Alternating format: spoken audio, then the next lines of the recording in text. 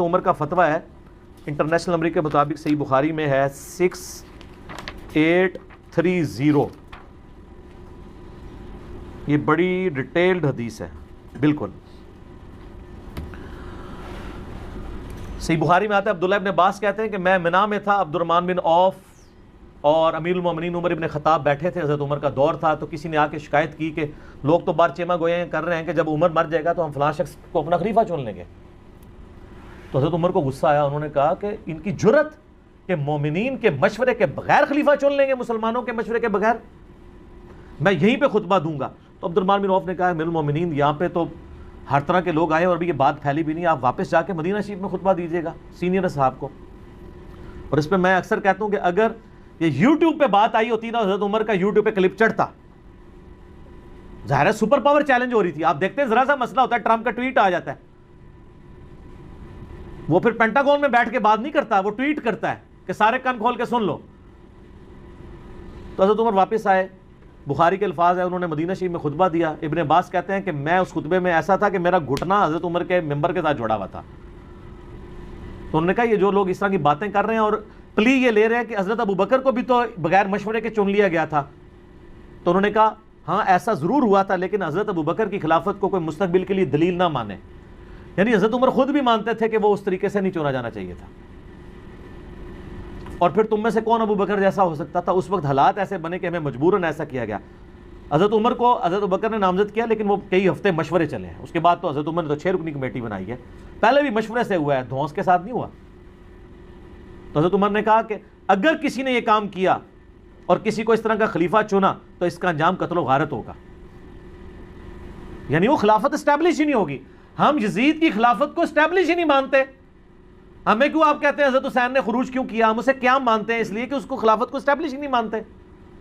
ایک عورت ایک خامد کے عقد میں نہیں آئی ہے تو وہ خامد نکاح سے پہلے اپنی بیوی کو خامد کے فضائل سنا سکتا ہے؟ جب بنے گی پھر دیکھی جائیں. ایک خلیفہ کی خلافت اسٹیبلش ہی نہیں ہوئی ہے, دھونس اور بدماشی کے ساتھ ہوئی ہے. اس میں میں نے درجنوں حدیث بخاری مسلم سے کوٹ کی ہیں, تلوار کے زور کے اوپر بیعت لی گئی ہے, وہ تو اسٹیبلش ہی نہیں ہوئی ہے. وہ سقیفہ بنی ساعدہ کی حدیث بھی بخاری مسلم میں ہے, جس کی طرف حضرت عمر نے اشارہ کیا. بڑی لمبی حدیث ہے. یعنی سیدنا ابو بکر عمر بیٹھے ہوئے تھے, نبی اسلام کی یعنی میت, تو لوگ سب رو رہے تھے. تو ایک بندہ آگے بتاتا ہے کہ جی وہاں تو سقیفہ بنی ساعدہ کے اندر تو سعد ابن عبادہ کو لوگ خلیفہ بنانے لگے انصار میں سے. حالانکہ انہوں نے کہا کہ یار یہ کوئی موقع ہے ہم ایسا کریں. انہوں نے کہا پھر بعد میں پچھتاؤ گے, اگر بیعت ہوگی تو لڑائی شروع ہو جائے گی. تو مجبوراً یہ میت سے اٹھ کے گئے اور یہ کہتے ہیں جنازہ نہیں پڑھے. جنازے پڑھے ہیں یار, جنازہ تو 3 دن تک ہوتا رہا. خلافت تو پہلے دن اسٹیبلش ہو گئی تھی. ایویں جھوٹ بولتے ہیں. لاکھوں لوگوں نے جنازہ پڑھا ہے نبی اسلام کا. سوموار کی صبح وفات ہوئی ہے, بخاری مسلم میں آتا ہے. سوموار پورا دن, سوموار کے بعد پوری رات, پھر منگل پورا دن, منگل کی رات, بدھ پورا دن, بدھ کی رات کو دفن کیا گیا. وفات النبی کے اوپر لاکھوں لوگوں نے میری ویڈیو دیکھی. آپ وفات النبی اور نبی اسلام صلی اللہ علیہ وسلم کا نام لکھ کے میرا نام لکھیں تو وہ کھل جائے گا. اچھا, وہاں پہ سعد ابن عبادہ کی لوگ بیعت کرنا چاہ رہے تھے. اب ظاہر ہے بخاری مسلم کی حدیث ہے خلافت صرف قریش میں رہے گی. حضرت عمر نے کہا کہ میں نے ارادہ کیا کہ میں یہاں پہ خطبہ دوں, اور میں دماغ میں پورا مضمون میں نے بنایا ہوا تھا. تو جب میں بولنے لگا حضرت ابو بکر نے مجھے چپ کرا دیا, کیونکہ حضرت ابو بکر کو پتا تھا کہ حضرت عمر جذباتی ہیں, مسئلے کو مس ہینڈل کر دیں گے. ان کا تم چپ کر جاؤ. پھر حضرت ابو بکر نے بڑے پازیٹیو انداز میں انہوں نے کہا انصار مدینہ, تم نے تو رسول اللہ کو یہاں پہ دعوت دی اور تمہاری مدد سے یہ سب کچھ ہے, یہ تمہاری برکات ہیں. تم ہمارے وزیر کے طور پہ رہو گے جیسا کہ نبی الاسلام کے وزیر کے طور پہ تھے. اور نبی الاسلام قریش میں سے ہے اور عرب کا ماحول قبائلی ہے. اگر قریش میں سے خلیفہ نہ چنا گیا تو باقی قبائل اس کو خلیفہ ہی نہیں مانیں گے. اور نبی الاسلام نے فرمایا بھی تھا کہ خلافت قریش میں رہے گی. تو پھر انصار میں سے خود لوگ کھڑے, انہوں نے کہا واقعی رسول اللہ قریش میں سے تھے, لہٰذا قریش میں سے کسی کو خلیفہ ہونا چاہیے. پھر حضرت ابوبکر نے کہا یہ کھڑے ہیں امین الامت ابو عبیدہ بن جرح اور حضرت عمر, ان دونوں میں سے کسی کو اپنا خلیفہ چن لو. تو دونوں نے کہا معاذ اللہ کہ ہم ابو بکر کی موجودگی میں. حضرت عمر کے تو الفاظ ہیں میرے تلوار سے 2 ٹکڑے کر دیے جاتے تو یہ مجھے گوارا تھا, مجھے یہ گوارا نہیں تھا کسی ایسی مجلس میں جہاں ابو بکر موجود ہوں, لوگ میری بیعت کریں. تو فوراً ابو بکر کا ہاتھ پکڑا اور کہا کہ آپ کو اللہ کے نبی نے مصلی پہ کھڑا کیا, آپ یار غار ہیں, آپ کی موجودگی میں ہم یہ کام نہیں کریں گے. بار سعد ابن عبادہ نے پھر بھی بیعت نہیں کی, ان کے ساتھیوں نے کر لی. تو یعنی خزرج نے، اوس کے سردار تھے سعد ابن معاذ، وہ تو خندق میں شہید ہو گئے تھے، یہ خزرج کے سردار تھے. بعد میں حضرت عمر کی بھی بیعت انہوں نے کی، لیکن کسی نے ان کو قتل نہیں کروایا. یہ تو بعد میں دھونس زبردستیاں شروع ہو گئیں تو ملوکیت کے اندر. حضرت علی نے بھی نہیں کیا تھا خوارج کو. جب وہ حضرت علی کے فوجیوں کو قتل کرنا شروع ہوئے تو ایز اے لاسٹ ریزارٹ جن لوگوں نے جتھا بنایا، چاہے خوارج ہوں چاہے جمل ہو صفین، وہ جتھا بنانے کے اوپر ہوا تھا ریٹ آف دی گورنمنٹ کو چیلنج کرنے پہ. اب بخاری مسلم کے آگے الفاظ ہیں کہ جب یہ بیعت ہو گئی تو 6 مہینے تک حضرت علی نے بیعت نہیں کی. حضرت علی کے دل میں یہ دکھ تھا کہ انہوں نے مجھے کیوں نہیں مشورے میں شامل کیا، ہم اہل بیعت ہیں. ان 6 مہینوں میں حضرت فاطمہ بھی بیمار ہوئیں، فوت ہو گئیں.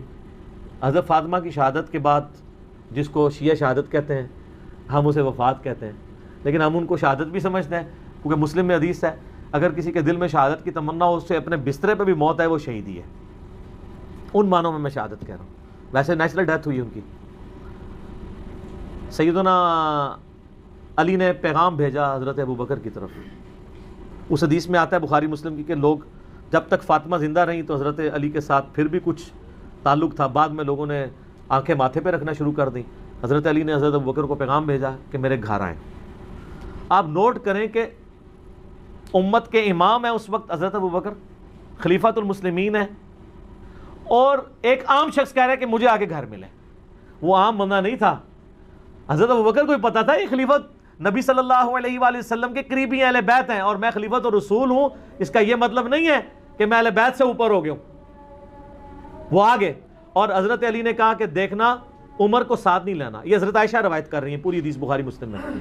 اور حضرت عائشہ کہتی ہیں کہ حضرت علی ناپسند کرتے تھے کہ عمر کو لایا جائے کیونکہ حضرت عمر جذباتی تھے اس وجہ سے، یہ نہیں کہ ویسے کوئی دشمنی تھی. تو حضرت عمر نے کہا میں آپ کو نہیں جانے دوں گا. ہائے ہائے. حضرت ابوبکر کہتے ہیں کہ واللہ رسول اللہ کے گھر والوں سے مجھے کوئی نیگیٹو امید نہیں ہے. ظاہر ہے اس زمانے میں آپ بلا کے کسی کو قتل کر دیں تو ختم.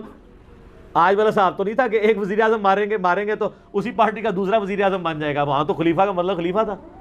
آپ صلی اللہ علیہ وآلہ وسلم کے اہل بیت کے ناطے حضرت ابوبکر نے پروٹوکول دیا اور حضرت ابوبکر صدیق رضی اللہ تعالیٰ عنہ خود مولا علی کے پاس آئے ان کے گھر میں. آپ اندازہ کریں، ٹھیک ہے. اور حضرت ابوبکر کی حدیث بھی ہے صحیح بخاری کے اندر کہ محمد صلی اللہ علیہ وآلہ وسلم کے قرب کو ان کے اہل بیت کے قرب میں تلاش کرو. اور اس حدیث کو امام بخاری حضرت حسن و حسین کے چیپٹر میں لے کے آئے ہیں، امہات المومنین کے چیپٹر میں نہیں لائے. Point to be noted. حالانکہ وہ بھی اہل بیت ہے لیکن انہوں نے اہل بیت سے مراد حسن و حسین کو لیا. تو حضرت ابوبکر کے دل میں تو پھر قدر تھی نا اہل بیت کی. جب پہنچے تو پھر سیدنا علی رضی اللہ تعالیٰ عنہ نے کہا کہ اے ابوبکر، اللہ نے جو آپ کو ہم پہ فضیلت دی اس امر خلافت میں، ہمیں آپ سے کوئی حسد نہیں، لیکن اہل بیت رسول کے ناطے صلی اللہ علیہ وآلہ وسلم کیا ہمارا یہ حق نہیں تھا کہ آپ ہمیں اس مشورے میں شامل کرتے؟ بس اتنی بات کی تو حضرت ابوبکر نے رونا شروع کر دیا.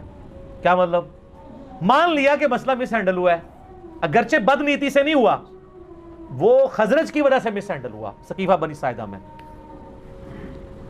وہ جب رونا شروع کیا تو حضرت علی نے کہا بس. پھر حضرت بکر نے کہا اللہ کی قسم مجھے رسول اللہ کے گھر والے اپنوں سے بڑھ کے عزیز ہیں. واہ. حضرت علی کی بھی آگے دیکھیں للہیت. حضرت علی اس وقت بھی کہہ سکتے ابو بکر میں بیعت کرتا ہوں، جاؤ باہر جا کے اناؤنسمنٹ کر دو. نہیں، جو اوپن فتنہ تھا اس کو اوپنلی دبایا اور کہا کہ میں ظہر کے بعد اعلانیہ پبلکلی مسجد نبوی میں آپ کی بیعت کروں گا تاکہ کسی کو وہم باقی نہ رہے.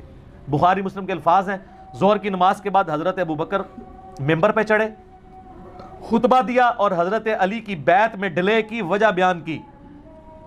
اور اس کے بعد حضرت علی ممبر پہ چڑھے اور انہوں نے حضرت ابوبکر کے فضائل بیان کیے. حضرت ابوبکر نے حضرت علی کے فضائل بیان کیے اور حضرت علی نے حضرت ابوبکر کے.